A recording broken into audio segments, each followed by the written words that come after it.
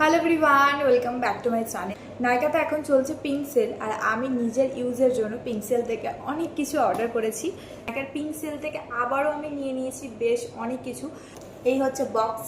তো যেহেতু পার্সেলটা এলো, তাই ভাবলাম চলো তোমাদের সাথে আনবক্সিং করে দেখাই এর মধ্যে কি কি রয়েছে, আমি কি কি অর্ডার করেছি নিজের জন্য। তো চলো দেখি এর মধ্যে কি কি রয়েছে। আমার নিজের জন্য আমি অর্ডার করেছি, আশা করছি তোমাদেরও বেশ ভালো লাগবে। চলো দেখি এর মধ্যে কি কি রয়েছে, আমিও দেখি, তোমাদেরকেও দেখাই। চলো, প্রথমেই রয়েছে এই প্যাকেজিংটা। এখানেও কিছু জিনিস চলে এসছে, এটার মধ্যে কি আছে আমি বুঝতেই পেরে গেছি।